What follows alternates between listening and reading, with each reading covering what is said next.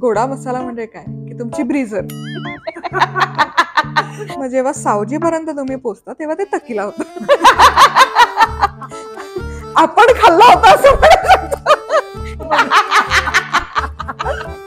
एक नाहीये, 4 एकदा ना एक काकूंनी अशी थाळी करून आणली होती पूर्ण महाराष्ट्राची आणि त्यांनी बसवलं मला सांगा तुमचे मिस्टर स्वयंपाक करतात?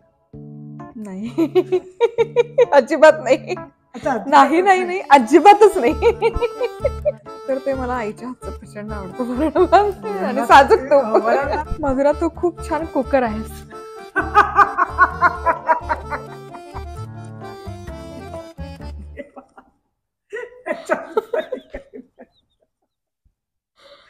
हो बापरे.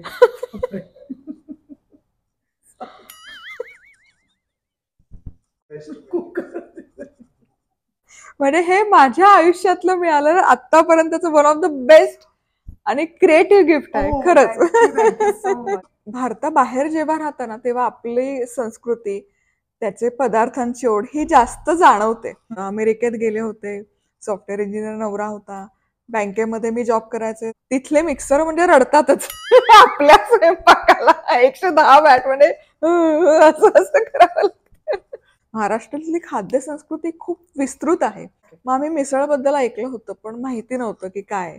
मग ते बघितलं आम्ही, मग आम्ही करून बघितलं. मराठी पदार्थ म्हणजे तेलकट आणि खूप तिखट जाळ आणि फार काही व्हरायटी नाही. बरेच नॅशनल लेवलचे जे शेफ आहेत ते कधी मराठी पदार्थांचे रेसिपीज टाकायचे नाही. असं 2-3 महिने एक्सपेरिमेंट केले आणि मग फायनली ती रेसिपी आली 2010 मध्ये की पुरण न वाटतं पुरणपोळी. की कुठे ना कुठे महिलांमध्ये ना कॉन्फिडन्स थोडा कमी पडतो, त्यांना करायचं खूप असतं. जन्मजात आलेलं एक प्रेमाची भावना असते, पदार्थ बनवायचा तो दुसऱ्यांना, हे कुठे ना कुठे पुरुषांमध्ये मिसिंग असतं. तरी मी कधीच मान्य करत नाही की पुरुष चांगले करू शकतात. म्हणजे हे सांगतानाही माझ्या अंगावर कायम शहारा येतो की आई कमावली त्याने लॉकडाऊन आणि घरात त्याचे वडील आणि तोच. तर म्हणे स्वयंपाकाची जबाबदारी मग माझ्यावर आली आणि म्हणे मी जेव्हा तुझे व्हिडिओ बघतो ना तेव्हा मला असं वाटतं की माझी आई तिथे शेजारी आहे, माझ्या शेजारी उभी आणि ती मला तो पदार्थ समजावून सांगते आणि मी ते करतोय. सो ही मला अशी आतापर्यंतची एक बेस्ट कॉम्प्लिमेंट. भार्गवी ताईचं म्हणजेच आपल्या भार्गवी चिरमुले यांचं छानसं युट्यूबचं चॅनल आहे, गप्पा गोष्टी विथ भार्गवी चिरमुले. आणि यामध्ये ना समाजातील विविध व्यक्तींना त्या बोलवून त्यांचा पूर्ण जीवनक्रम आणि त्याचबरोबर वेगवेगळ्या क्षेत्रातली माहिती द्यायचं खूप छान एक व्यासपीठ त्यांनी तयार केलेलं आहे. तर या चॅनलला नक्की लाईक करा, कमेंट करा आणि सबस्क्राईब करून बेल आयकॉनवर नक्की क्लिक करा. गप्पा मस्ती आणि पॉडकास्ट विथ भार्गवी चिरमुलेच्या आजच्या भागात तुम्हा सगळ्यांचं मनापासून स्वागत. लहानपणापासून आपल्यात सगळ्यात जास्त कशाची आवड असते? खायची, मजा करायची, खेळण्याची. खाणं हे सगळ्यात महत्वाचा भाग आहे आपल्या आयुष्यातला. त्यातनं आपली वृत्ती ठरते, त्यातनं आपला स्वभाव ठरतो आणि आपल्या घरात काय शिजलं जातं ह्याच्यावरनं आपली आवड निवड सुद्धा तयार होते. खाणं हा अतिशय महत्वाचा भाग आहे. ज्याला आपण स्वयंपाक करणं, उत्तम स्वयंपाक येणारी आपली आई, मावशी, आपली बहीण, असं कोणी ना कोणीतरी घरात सुगरणी असतातच. आज याच निमित्ताने अशाच एका भारतातल्याच नाही तर जगभरातल्या सगळ्यात फेमस सुगरणीला आपण भेटणार आहोत. तिच्याकडून जाणून घेणार आहोत सुगरण होण्याच्या काही टिप्स आणि सुगरण होण्यापर्यंतचा तिचा प्रवास. भेटूया आजच्या भागात मधुराज रेसिपीजच्या मधुराताईंना. नमस्कार मधुराताई, थँक्यू सो मच तुम्ही आमच्या कार्यक्रमात आला. तुमचे खरंच खूप मनापासून धन्यवाद. इतकी छान सुरुवात करून दिलीत आणि खूप छान वाटतं. थँक्यू. मुळात मला असं वाटतं की तुम्ही खूप जणींसाठी एक इन्स्पिरेशन आहात. स्वयंपाक कसा करायचा ह्याच्यापेक्षा सुद्धा जास्त कठीण काळात जेव्हा कोविडच्या काळात तुमच्या चॅनलचं बघून बघून खूप बायकांनी स्वयंपाक केला आणि खूप बायका नाहीत, आमचे खूप मित्र देखील आहेत जे तुमच्या सगळ्या रेसिपीज बघून शिकले. तर त्याबद्दल पहिलं खूप मनापासून थँक्यू की तुम्ही कोविड काळात सगळ्यांचा खूप सुकर केला होता. थँक्यू. आपण गप्पांना सुरुवात करूयात. तर माझा पहिला प्रश्न हा आहे की मुळात तुम्हाला एक कल्पना कशी सुचली की एक चॅनल काढायचं आणि ज्याच्यावर स्वयंपाक दाखवायचा? याची कल्पना म्हणजे अमेरिकेतच जन्माला आली. अमेरिकेमध्ये होते मी आणि जे आपण विचार करतो ना की आता हे हे हे हे आपल्याला अचीव करायचं, ते सगळं झालं होतं. अमेरिकेत गेले होते, सॉफ्टवेअर इंजिनियर नवरा होता, बँकेमध्ये मी जॉब करायचे, ते सॉफ्टवेअर इंजिनियर, त्यामुळे आय टी कंपनीत. पण वेळ खूप असायचा, कारण दोघेच नवीन नुकतंच लग्न झालं होतं. मग 2007 साली मी ब्लॉग रायटिंग करायला सुरुवात केली, म्हणजे जे घरातले पदार्थ आपण शिजवतो. कारण तेव्हा आय टी फील्ड फार बुमवर होतं. त्यामुळे या लोकांची घरातून जायची वेळ फिक्स असायची, पण रात्री घरी यायची वेळ फिक्स नसायची. मग दोघांचा स्वयंपाक असा किती वेळ, अर्धा पाऊण तासात उरकून जायचा. मग उरलेल्या वेळात काय करायचं, मग जे काही बनवलंय घरीच, पिठलं भाकरी असेल, भरलं वांग असेल, त्याचे फोटो काढायचे, त्याच्यावर माहिती लिहायची आणि ब्लॉग स्पॉटवर पोस्ट करायची. असं सुरू केलं. असं सलग 2 वर्ष केलं. 2008 मध्ये गुगलने युट्यूब घेतलं आणि ते पहिलं व्हिडिओ स्ट्रीमिंग प्लॅटफॉर्म झालं आपलं.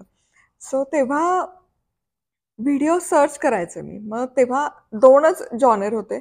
एक तर म्युझिकमध्ये टी सिरीज होतं, सुरुवातीपासून आहे लीडिंग, आणि फूड, म्हणजे आपल्या सगळ्यांचा जीवनाचा अविभाज्य घटक. तर फूडमध्ये काय होतं ना, 3च कॉन्टेंट क्रिएटर होते आणि जे ते आपापलं स्टेट रिप्रेझेंट करायचे, साऊथ इंडिया, गुजरात आणि पंजाब. पण जेव्हा मी पदार्थ सर्च करायचे की पुरणपोळी आहे, ठेचा आहे, पिठलं भाकरी, ही माहिती गुगलवरही नसायची आणि युट्यूबवरही नाही. मग तिथूनच प्रेरणा घेऊन मग ठरवलं की नाही, हे व्यासपीठ खूप छान आहे, जागतिक व्यासपीठ आहे, आपल्याला स्वयंपाकाची आवड आहे, तर या व्यासपीठावर आपली मराठमोळी खाद्य संस्कृती आलीच पाहिजे, या हेतूने मधुराज रेसिपीची सुरुवात झाली. पण मग ही जेव्हा तुम्ही सुरुवात केली तेव्हा मला असं वाटतं, फार काय तुम्ही म्हणता, तुम्ही तर मराठीत पायोनियरच झालात की मराठी रेसिपीज. पण मग फक्त मराठी रेसिपीज करायचं हे कुठून तुमच्या डोक्यात आलं? कारण स्टेट रिप्रेझेंट जरी असलं तरी आपण सुरुवातीला, आता खूप व्हरायटी आली आहे, एवढे पदार्थ हे सुद्धा लोकांना माहिती नव्हतं. हो, हो.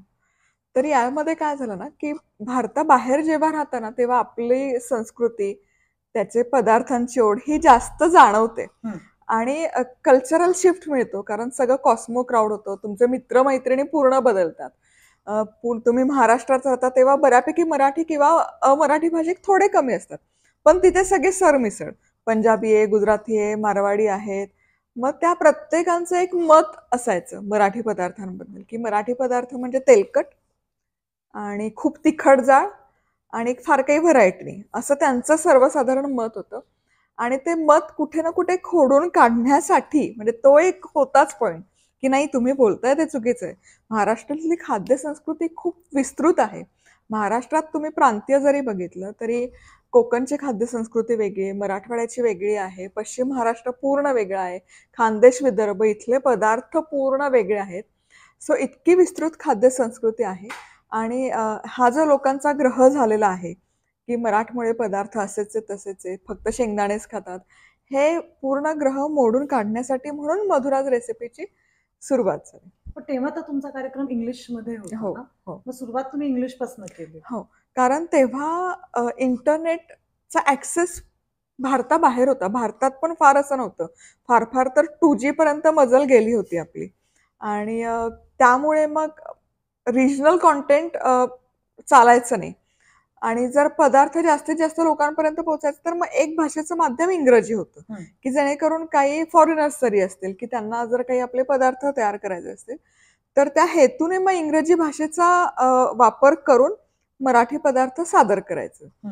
आणि तो हेतू त्यावेळेला नक्कीच सफल झाला, कारण तेव्हा कॉन्टेंट जसं की आत्ता घरोघरी पोचलंय, पण तेव्हा फार सीमित होत्या त्याच्या बाउंड्रीज, की फार जास्त रिच नव्हता.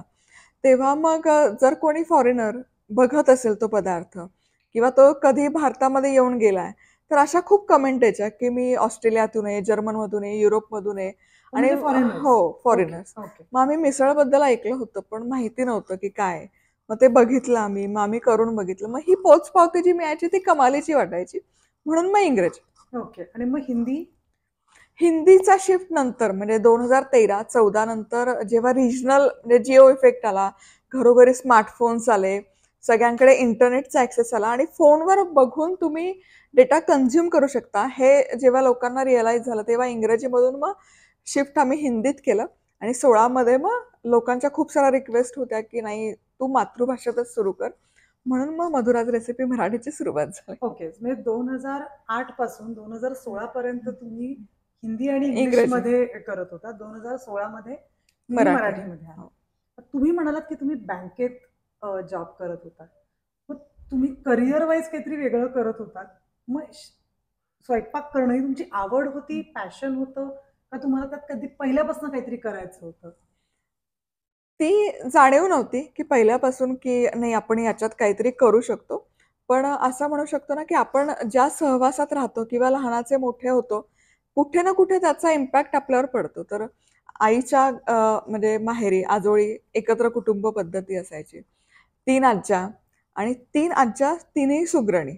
बरं तेव्हा इतकं शिस्तबद्ध असायचं ना, कधी असा 40-50 लोकांचा स्वयंपाक लीलया करायचे, चुलीवर तो पण.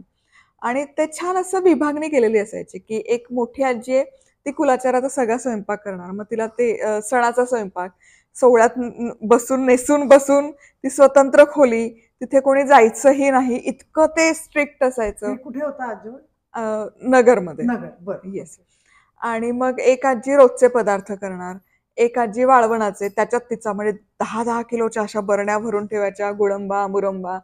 हे बघत बघत लहानाची मोठी झाले. मग पुढच्या पिढीने म्हणजे माम्या माझ्या उत्तम सुगरणी आहेत, मावशा आहेत.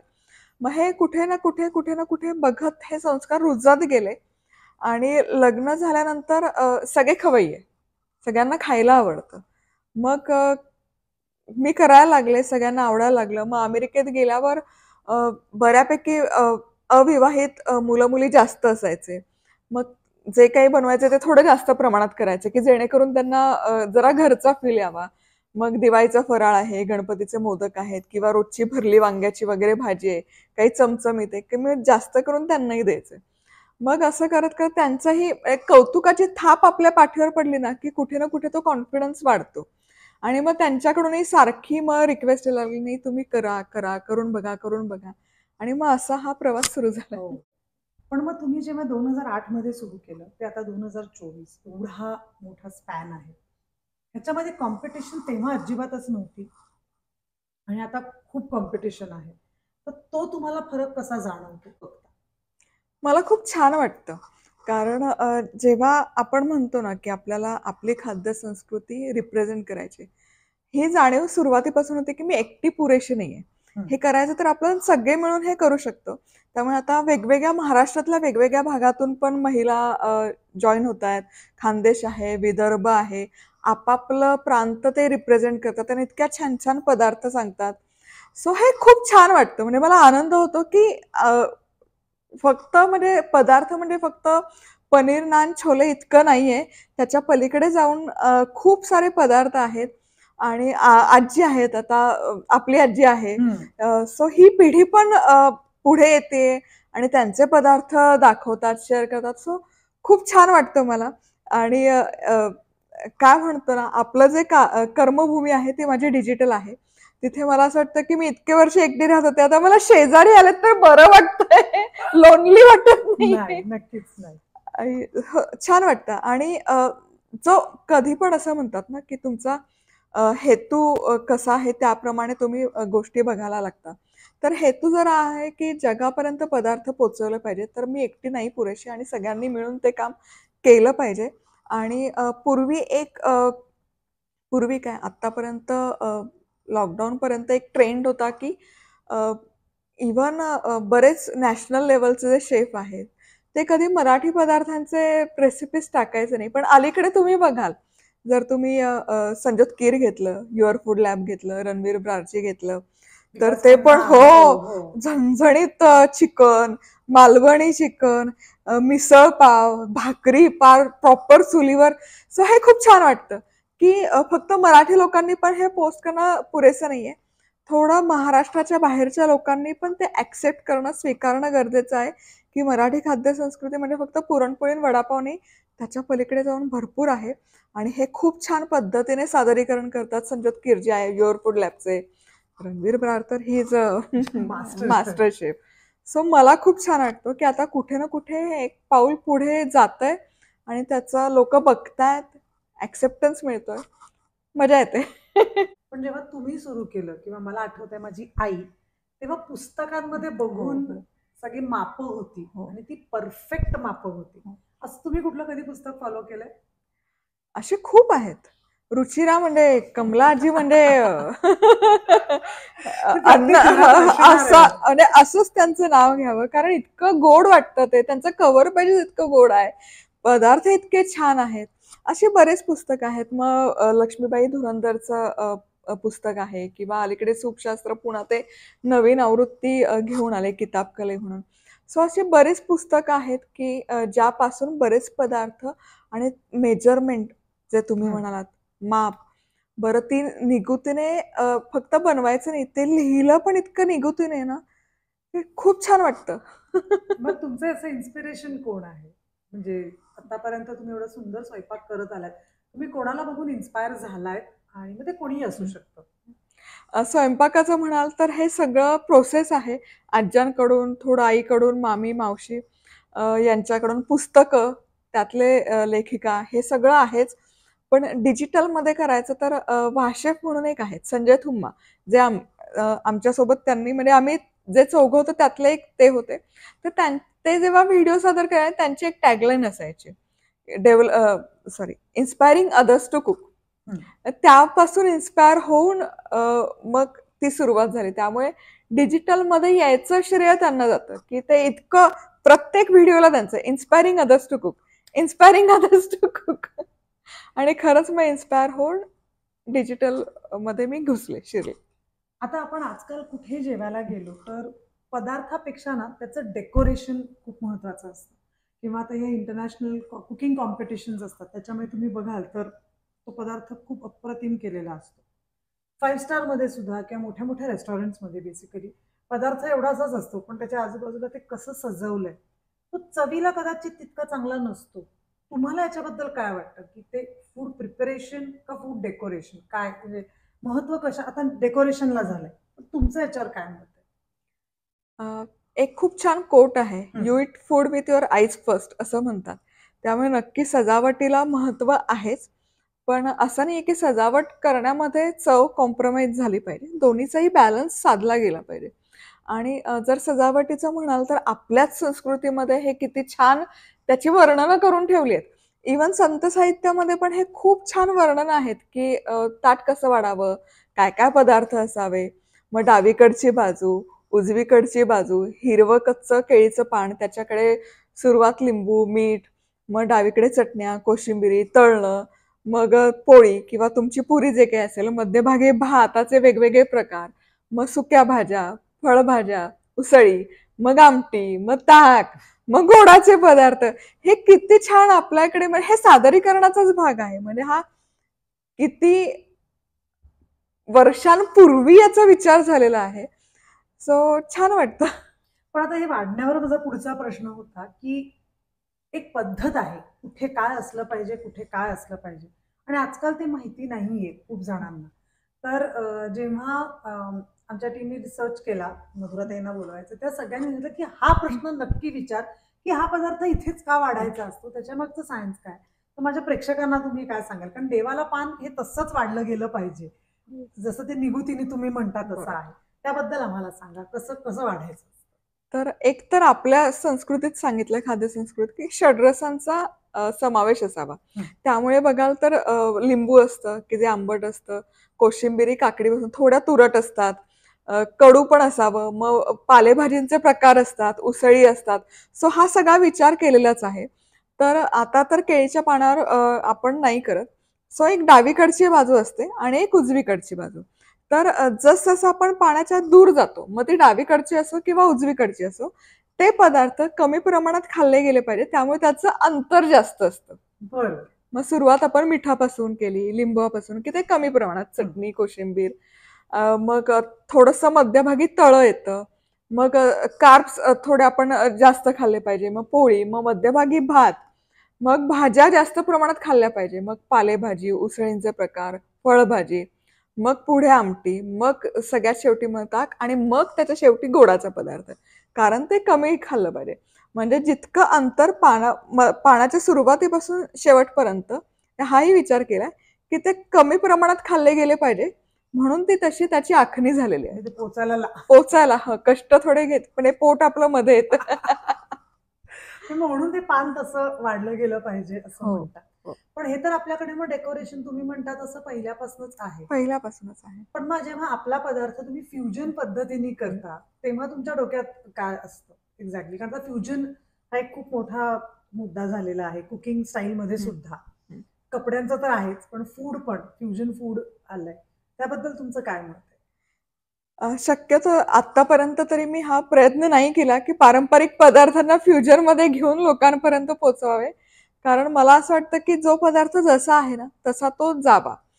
फार फार तर काय की लोकांची भीती जावी याच्यासाठी सोप्या पद्धतीने दिलंय. म्हणजे आता अमेरिकेत होते तेव्हा तिकडचे चॅलेंजेस वेगळे होते, की पुरण यंत्र नसायचं, पुरणाची जाळी नसायची. मग काय केलं बरं तुम्ही तेव्हा? हो. तिथले मिक्सर म्हणजे रडतातच. आपल्या स्वयंपाकाला 110 वॅट म्हणजे असं असं करावं लागतं. मग कसं केलं तुम्ही त्यावेळेला? हो, मग तेव्हा मी जवळपास 2 ते 3 महिने असं प्रिपरेशन करत होते, की पुरण न वाटता पुरणपोळी करू शकतो का? मग ती एवढी डाळ घ्यायची, मग त्याला किती प्रमाणात जर पाणी टाकलं, किती वेळ भिजवली, किती शिट्ट्या काढली, की त्याला कटासाठी पण पाणी निघेल आणि पुरण बनवण्यासाठी पण पाणी राहील. असं 2-3 महिने एक्सपेरिमेंट केले आणि मग फायनली ती रेसिपी आली 2010 मध्ये, की पुरण न वाटता पुरणपोळी. ज्यामध्ये डाळ तुम्ही फक्त भिजवा, कुकरला शिजवा, त्यातलं जास्तीचं पाणी काढा. आपलं पावभाजीचं मॅशर असते त्याने डाळ छान अशी घोटून घ्या, गूळ टाका आणि शिजवा. झालं पुरण. म्हणजे जिथे असा पसारा होतो भांड्यांचा, ते तुम्ही एका भांड्यात करू शकता. ते प्रमाण असणार म्हणजे प्रमाण. हा. फक्त प्रमाणबद्ध. पण मग आपण फ्युजन फूड बद्दल हं. बोलत होतो की तुम्ही ट्राय नाही केले पण आम्हाला आवडेल तुम्ही ट्राय केलं तर नक्की बघायला. प्रयत्न करेल. कारण तो ट्रेंड आहे ना आता हो, जो तो हो. फ्युजन फूड मध्ये असतो. हो. मला सांगा तुमचे मिस्टर स्वयंपाक करतात का? नाही. अजिबात नाही. अच्छा, नाही, अजिबातच नाही, नाही. नाही. अजिबातच नाही. मग तुम्ही कुठली केलेली डिश त्यांना खूप आवडते? अ, जवळपास सगळे खातात आवडीने, पण त्यातल्या त्यात त्यांना नॉन-व्हेजचे प्रकार जास्त आवडतात. ओके. फिश फ्राय आहे, चिकन रस्सा आहे, मटण रस्सा आहे. ते जास्त आवडीने आणि खातात. मुलांना? मुलांना साधं लागतं. म्हणजे मुलीला तर कारल्याची भाजी आवडते. तिची ती रिक्वेस्ट असते. उसळींचे प्रकार आवडतात. थालीपीठाचे वेगवेगळे प्रकार. असं घरगुती. असं फॅन्सी फूडची नसते, की तू पास्ता कर, हे कर, ते कर. आणि तुमच्या आईला साधं, घरगुती. नाही, मग तुम्ही केलेला कुठला पदार्थ आवडतो?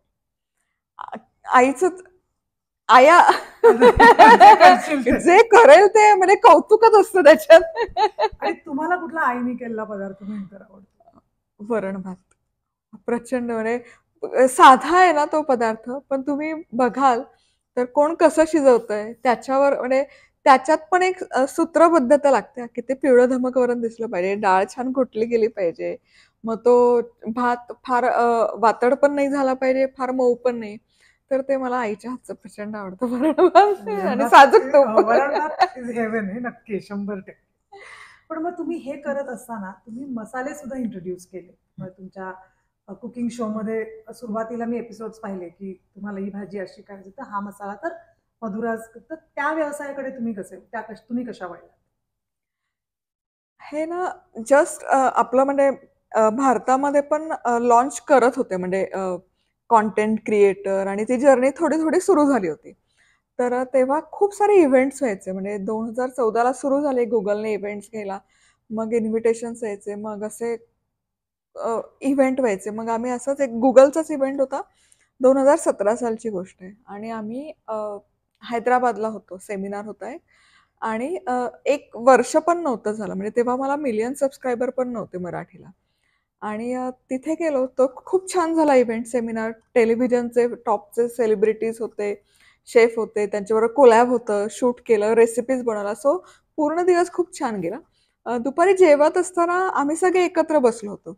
तर ते त्यांचं छान जर्नी शेअर करत होते, की कसं आम्ही म्हणजे फक्त टेलिव्हिजन पुरतं एपिसोडिक आमचं करिअर न ठेवता एक पाऊल पुढे टाकलं. मग आम्ही आमचे हॉटेल्स केले, ब्रँड लॉन्च केले आणि मग ते कसे आता एक्सपोर्ट करतात किंवा त्यांचे ब्रँड्स कसे छान डेव्हलप झालेत. हे असं चर्चा होत होती. मग तिथे ती आयडिया क्लिक झाली. ती मलाही नाही, माझ्या पार्टनरला झाली, जो बिझनेस पार्टनर आहे. मग ते सगळं झालं. मग आम्ही एअरपोर्टवर होतो. जर टेलिव्हिजन शेफ, सेलिब्रिटीज जर स्वतःचा ब्रँड करू शकतात, तर मग डिजिटल का नाही?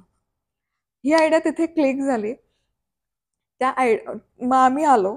मग ते सगळं मी विसरून गेले खरं. मग 3 महिन्याने मला कॉल आला की ही आयडिया आपली छान वर्क झाली आणि तेव्हा फंड रेझिंग पण झालं. Just on the basis of idea. काय करायचं काय नाही, प्रॉडक्टही आम्ही ठरवलं नाही, ब्रँड नेम नाही ठरवलं, पण फंड रेझिंग छान झालं. मग त्यानंतर मग आम्ही बाकी मग प्रोसेस सुरू झाली. मग फार जे काही करायचं ते जेन्युइनली करायचं की जे आपल्या कामाशी निगडीत झालं पाहिजे. आणि हे फार क्लॅरिटी होती की काय काय होतं ना, कुठलाही ब्रँड जेव्हा एस्टॅब्लिश होतो, म्हणजे एव्हरेस्ट आहे, एमडीएच आहे, त्यांचे स्वतःचे स्ट्रगल असतात, जर्नी असते. त्यामुळे ते रूल आउट करून मला त्यांच्या पुढे जायचं हे असं कधी नाही ठेवू शकत आपण इंडियनचं. सो तेव्हा एक फार खूप छान हेतू होता की नाही, आपल्याला कॉम्पिटिशनमध्ये नाही जायचं, आपण हे करायचं की जे कोणी केलं नाहीये. आणि तेव्हा खरंच असे फार ब्रँड नव्हते की ज्यांनी आपले घरगुती, म्हणजे आजी जे बनवायची भरण्यावर किलो किलोच्या प्रमाणात, ते नव्हतं की काळा मसाला आहे, गोडा मसाला आहे, कांदा लसूण मसाला आहे. मग मी म्हणलं की नाही, आपण हे करूयात, जे मी रोजच्या माझ्या रेसिपीमध्ये वापरते ना, ते आपण प्रॉडक्ट करूयात. आणि पण हे जे सगळे होते, मी ज्यांच्यासोबत काम करते, हे सगळे अ, महाराष्ट्रातलं कोणीच नव्हतं. त्यामुळे त्यांना ते कळतच नव्हतं. काय काळा मसाला, काय गोडा मसाला, काय कांदा लसूण मसाला, असं. मग ते ज्याला त्याला त्यांच्या भाषेत समजावून सांगावं. जेव्हा ते ब्रँड पिच झालं, मग मी त्यांना, हे फार वाईट उदाहरण आहे खरं द्यायला. मग त्यांना समजून सांगितलं की नाही, गोडा मसाला म्हणजे काय, की तुमची ब्रीझर. माहित आहे एकदम. माहित बरोबर, आहे. बरोबर. आणि मग महाराष्ट्रात जसं जसं तुम्ही उत्तरेकडे जायला, नॉर्थकडे जायला लागता, तस तसं त्याचं इंटेन्सिटी वाढते. आणि मग जेव्हा सावजीपर्यंत तुम्ही पोचता, तेव्हा ते तकिला होतं. हा फरक आहे बेसिकली. काळा मसाला त्या बेसिसवर ते पिच पण सक्सेसफुल झालं. आणि मग आम्ही ठरवलं. पण तेव्हाही भारतामध्ये हे करणारे आम्ही पहिलेच होतो. त्यामुळे जी रिसर्च टीम आहे, त्यांचं एस्टिमेट एक आलं की नाही, म्हणे काय काळा मसाला गोडा मसाला कोण घेणार आहे, 500 पॅकेट्स, याला कमीत कमी 6 महिने तरी वाट बघावी लागेल. त्यामुळे आम्ही प्रेप नव्हतो की चला यांचा एवढा अभ्यास आहे हे. मग आम्ही फायनली मसाला लॉन्च केला आणि on the same day 1,500 packet sale झाले. आणि पुढचा एक आठवडा आम्ही आउट ऑफ स्टॉक होतो. मग तुम्ही सेल ऑनलाईन ऑनलाईनच केले, डिजिटलीच केले. म्हणजे डिजिटली तुम्ही एपिसोड मध्ये सांगितलं की हो, हे मसाले इथे मिळतील. इथे आहेत, या प्लॅटफॉर्मवर आहेत, ऑर्डर करा. आणि मग नंतर लगेच बनवला. मग आठवडाभर आम्ही आउट ऑफ स्टॉक, कारण बऱ्याच गोष्टी असतात ना, पॅकेजिंग आहे, त्याचं कव्हर प्रिंट करणं, इथूनच सगळी सुरुवात होती. मग एक आठवडा आम्ही आउट ऑफ स्टॉक राहिलो, मग परत रिलॉन्च केले. वाव. हे मसाले किती साली तुम्ही लॉन्च 2018. 2018. ओके. झालं येतं झाली 6 हो, वर्ष म्हणजे. हो. वाव. मसाल्यांमधनं म्हणालात तर आता एमडीएच आणि एव्हरेस्टमध्ये त्यांच्या काही प्रमाणामध्ये फरक पडला, त्यामुळे बॅन आला होता. असं काही घडलं की आपण जे कम्पॅरेटिव्हली छोटे बिझनेस असतात किंवा स्टार्टअप असतात त्यांच्यावर पण बंधनं येतात, त्याबद्दल तुमचं काय मत आहे पर्सनली? मला असं वाटतं की आपण शिकतो ना त्यातून पण. कारण शेवटी ही आपली नैतिक जबाबदारीच आहे की आपले जे कन्झ्युमर्स आहेत त्यांच्यापर्यंत उत्तम द्यावं, चांगलं प्रॉडक्ट द्यावं, चांगल्या दर्जाचं द्यावं. सो आपण आपल्या चुकांमधून शिकतो, जरी कोणी करू दे. मग ते आपल्या फील्डमधलं असं, तर त्यातून एक टेक अवे असतं, लर्निंग असतं. आणि त्यातून आम्हीही शिकतोय. आणि त्या दृष्टीने मग उत्तम क्वालिटी, उत्तम दर्जा हे सगळं द्यायचा प्रयत्न असतो. मग हे मसाले जर हवे असतील तर ते ऑनलाईन तुमच्या साईटवर जाऊन शॉप करायला लागतं? ऑनलाईन अमेझॉनवर आहेत, फ्लिपकार्टवर आहे, आणि काही व्हॉट्सअप नंबर आहेत, तिथे तुम्ही ऑर्डर करू शकता. आता हल्ली खूप ठिकाणी पाककला स्पर्धा होतात किंवा अशा वेगवेगळ्या ठिकाणी तुम्ही अनेक ठिकाणी जज म्हणून गेला असाल, तिथे असा काही मजेशीर अनुभव आलेत तुम्हाला? मी जाते, हं. बऱ्याच याच्यात जाते, पण मी जज नाही करत. हे मी अगदी आधी सांगते की मी येईल, मी एक राऊंड मारते, पण माझ्याच्याने होतच नाही. म्हणजे पदार्थ का जज करायचा? म्हणजे असं म्हणतात ना की taste is subjective. Might be एकाला फोडणीचं वरण आवडत असेल, एखादा आमटी तुरळातीच, फक्त वेगवेगळ्या प्रकारे केलेली. त्यामुळे मला वैयक्तिकरित्या नाही आवडत जज करायला, पण मी एक चक्कर मारते, खाते बिते. तर मजेशीर म्हणजे एकदा ना एक काकूंनी अशी थाळी करून आणली होती पूर्ण महाराष्ट्राची. आणि त्यांनी बसवलं, खा आता ही थाळी. आणि सगळे पदार्थ हो, करून हो, आणले होते. हो. सगळे महाराष्ट्र अख्खा त्या थाळीमध्ये होता. हम्म. खानदेशातले काही, विदर्भातले काही. पण छान वाटतं. म्हणजे जरी तो आग्रह असला तरी एक आपुलकीच असते. त्यामुळे मजा आली खायला. आणि आणि शिरीष, आयतं. हा आयतं हे सगळ्यात आयतं. महत्वाचं. सगळ्यात वियर्ड आतापर्यंत खाल्लेली गोष्ट कुठली आहे तुम्ही? अ, मला ना आपल्या कल्चर मधली काही वाटत नाही वियर्ड. छानच वाटतात सगळे पदार्थ. एशियन क्युझिन मध्ये वसाबी वगैरे ते मिळतं. ते नाही आवडत. पण तसा तुम्ही एक वियर्ड पदार्थ खाल्लाय, तुम्ही विसरलाय. आपण खाल्ला होता असं म्हणू शकतो. एक नाहीये, 4 चार खाल्ले. खाल्ले होते. आम्ही काहीतरी केळ्याचं सँडविच केलं होतं, पण तुम्हाला खायला हो, हो. तरी ते इटेबल तरी होतं, कारण ऑब्विस होते सगळे इन्ग्रेडियंट. बाकी तर काय पापडाचा चुरमुरा आणि हे न ते आई शपथ. बापरे बापरे. I know. बट तुम्ही म्हणाल की तुम्ही जज करत नाही किंवा पण तुम्ही ज्या स्पर्धांना जाता तेव्हा त्या स्पर्धांमध्ये बघून तुम्हाला काय वाटतं की त्या बायकांना आपण काय सांगायला पाहिजे किंवा त्यांना गायडन्स असं नाही म्हणणार, काय त्यांच्याशी शेअर केलं पाहिजे असं तुम्हाला वाटतं? मला ना मीच स्वतः इन्स्पायर होऊन येते, कारण इतके कमालीचे पदार्थ करतात. वेगवेगळे म्हणजे सादरीकरण कमाल असतं, पदार्थ वेगळे असतात आणि इतकी क्रिएटिव्हिटी ओतून ते पदार्थ बनवलेले असतात. सो माझा अनुभव छान असतो. त्यामुळे त्यांना असं मीच शिकून येते 4 गोष्टी तिथून त्यांच्याकडून इन्स्पायर होऊन, की एक साधी कॉम्पिटिशन आहे, त्यांच्यासाठी त्या कॉम्पिटिशनसाठी इतकं सगळं तयार करून, परत नटून-थटून ते सगळं घेऊन येऊन सादरीकरण करणं, असं कमाल अनुभव असतो. अ, पण मला म्हणजे इन जनरल असं वाटतं, की कुठे ना कुठे महिलांमध्ये ना कॉन्फिडन्स थोडा कमी पडतो. त्यांना करायचं खूप असतं. म्हणजे तो जो उत्साह असतो हे पदार्थ बनवण्यात, त्यावरून कळतं, की त्यांना उत्साह आहे, करायची इच्छा आहे, पण कॉन्फिडन्स लेव्हल थोडी कमी पडते. तर मला असं वाटतं ना, जे करायचं ते करा. फक्त एक पहिलं पाऊल उचला. हम्म. पुढचा मार्ग आपोआप मग मोकळा होतो. जर इथपर्यंत आला ना, तर तुम्ही पुढेही जाल. एक मोठा स्वयंपाकाच्या बाबतीतला वाद असा आहे की पुरुष शेफ चांगले असतात, बायका शेफ एवढ्या चांगल्या नसतात. म्हणजे बायका स्वयंपाक करत असतील पण शेफ मक्तेदारी पुरुषांची त्या फील्डमध्ये खूप आहे. तुमचं काय मत आहे त्याच्याबद्दल? मी अगदीच सहमत नाहीये. हम्म. कारण बायका सगळं मॅनेज करू शकतात.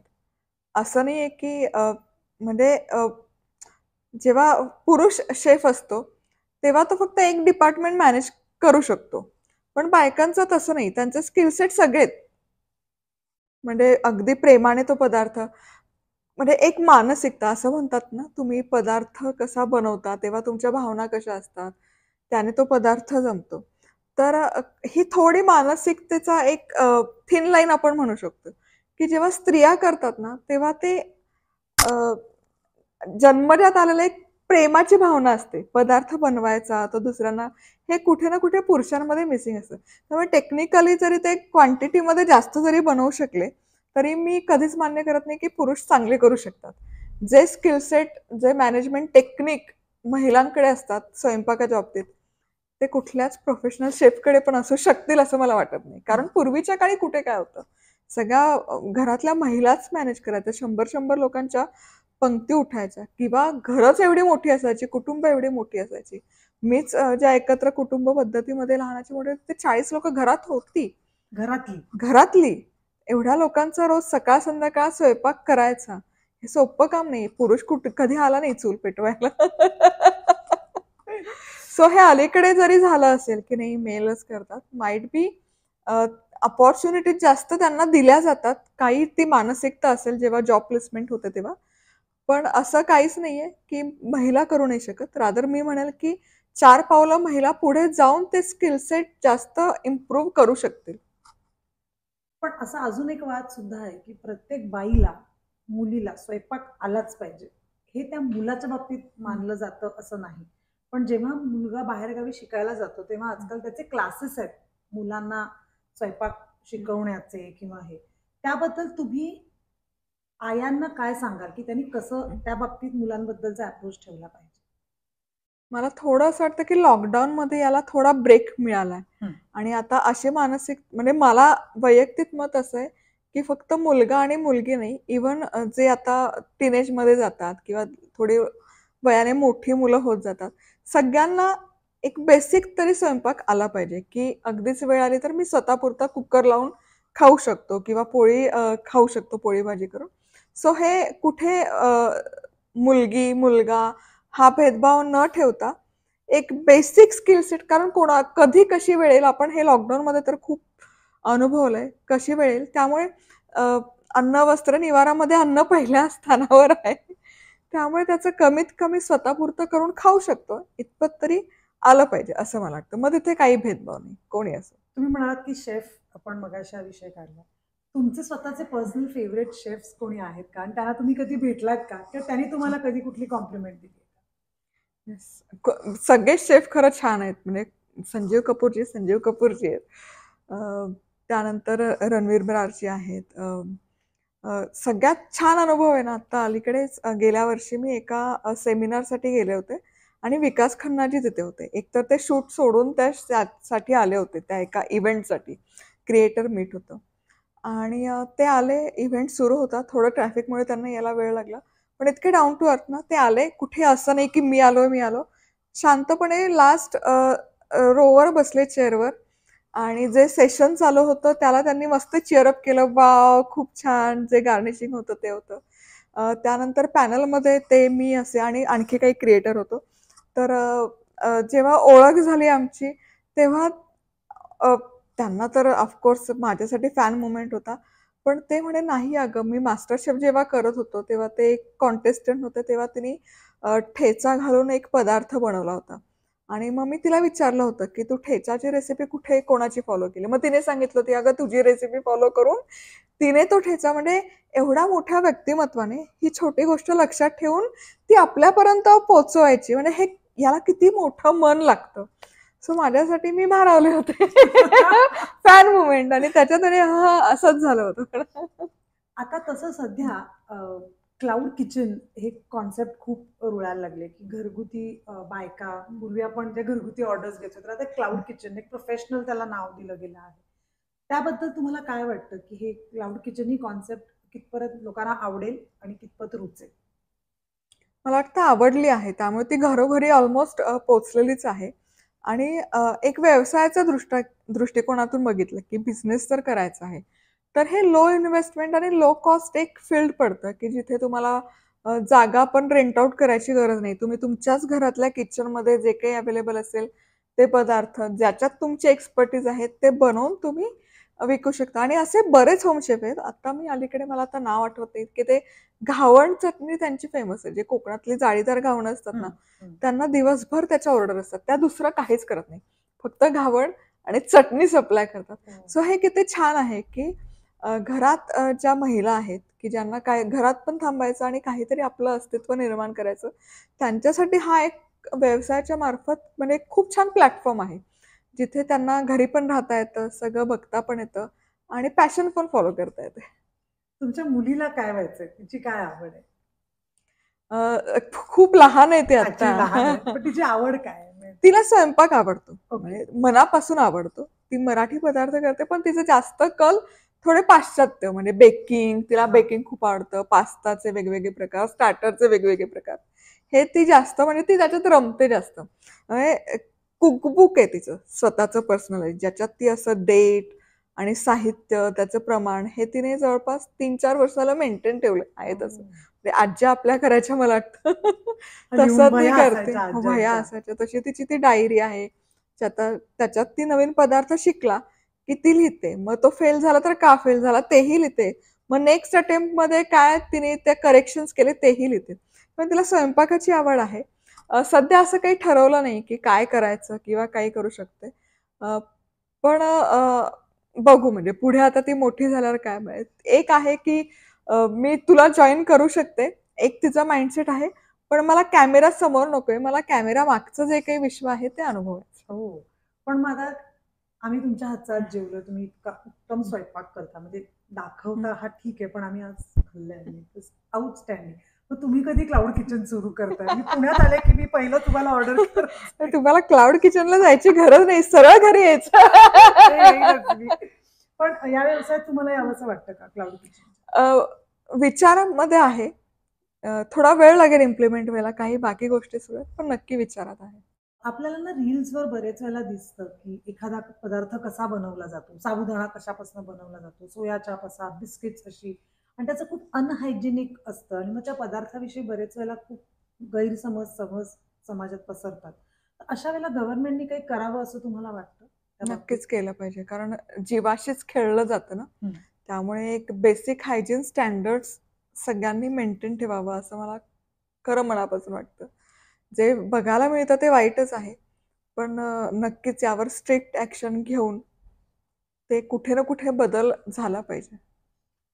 आता आपल्याकडे काही पदार्थ आहेत त्यांची नावं पण खूप फनी आहेत. तर तुम्हाला त्याचा काही स्रोत माहितीये का? म्हणजे धपाटे हा शब्द कसा पडला असेल? कारण आपल्याकडे मराठीत धपाटे म्हणजे धपाटे घालणं धपाटे. ह्याच आहे. पण जेव्हा मी पहिल्यांदा तो शब्द ऐकला की धपाटे खायला मिळतील, धपाटे खायला म्हणजे औरंगाबाद धपाटे खाऊनच आपण लहानाचे मोठे झालो. ऑलरेडी खूप खाल्लेत धपाटे. पण असं तुम्हाला काही वेगळे शब्द किंवा असं काही माहितीये धपाट्यांसारखं?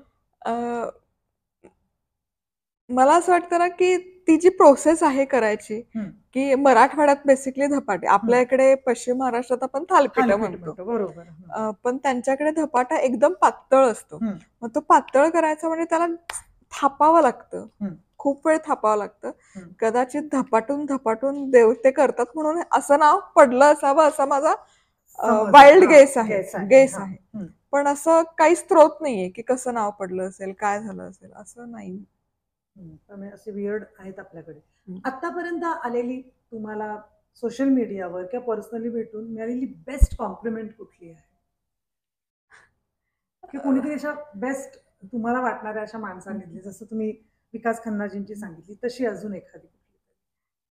लॉकडाऊन मधली आहे, आणि लॉकडाऊन मध्ये आपल्या सगळ्यांवरच म्हणजे वेळच ती वाईट होती असं म्हणू शकतो.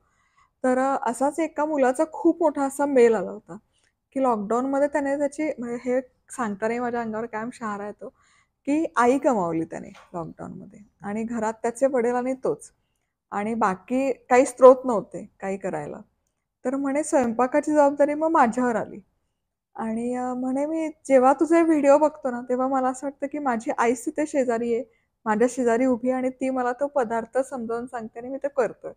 सो ही मला अशी आतापर्यंतची एक बेस्ट कॉम्प्लिमेंट. त्याचप्रमाणे अशी फनी एखादी कमेंट कधी मिळाली अशी, की एखाद्या पदार्थाबद्दलची? खूप आहेत. मला सांगा. मधुरा, तू खूप छान कुकर आहेस.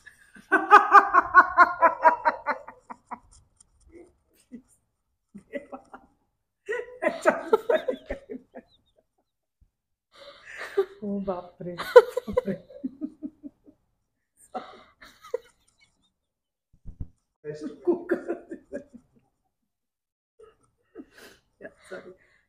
तुम्ही स्वतः केलेली तुम्हाला आवडणारी डिश कुठली आहे? प्रसादाचा शिरा. हो. सत्यनारायणच्या प्रसादाचा शिरा. तो कसाही करा, कधीही करा, त्याची जी सात्विकता आहे ना, ती कुठल्याही बाहेर 5 स्टार रेस्टॉरंटच्या पण फूड समोर अगदीच खरंय. भाव खाऊन जाते काय. आणि त्या दिवशी जे होतो ना, तो प्रसादाच्या दिवशी, तुम्हाला तो तुमच्या हातचा आवडतो. आता लवकरच तो शिरा खायला आम्ही येऊ पुढच्या प्रसादाचा. पण तुम्ही इथे आलात, एवढ्या छान आमच्याशी मनमोकळ्या गप्पा मारल्या, त्याबद्दल खूप खूप थँक्यू. आणि तुम्ही जो मगाशी पदार्थ म्हणालात तुम्हाला तुमच्या आईचा हातचा खूप आवडतो, तसाच आम्ही तुम्हाला एक छोटस टी शर्ट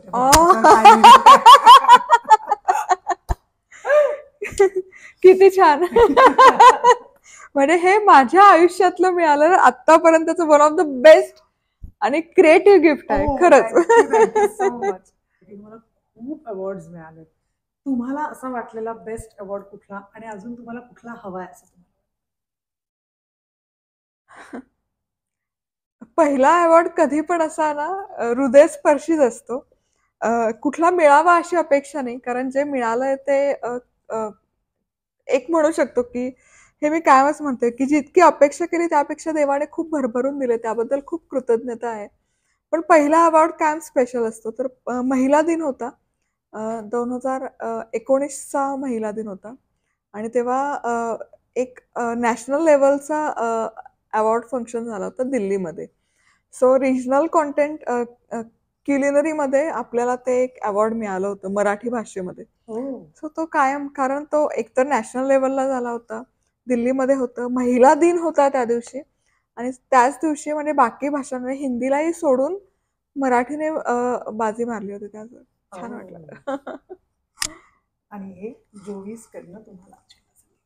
थँक्यू. पण हे मला खरंच खूप आवडलं. म्हणजे असं मी ते नक्की खुश होतील. पुलं आणि मंडळी नावाचा ब्रँड आहे. त्यांचे टिपिकल मराठी थॉट प्रोसेसचे सगळे टी शर्ट्स आहेत. सो आम्ही हा नेमका काढला आणि तुम्हाला हे आवडतं. तुम्ही मगाशी म्हणाला तेव्हाच मला इतका आनंद झाला की हे, कारण वरण भात तूप लिंबू माझे भयंकर फेवरेट आहे. त्यामुळे something good. I am really happy. Thank you so much. Thank you.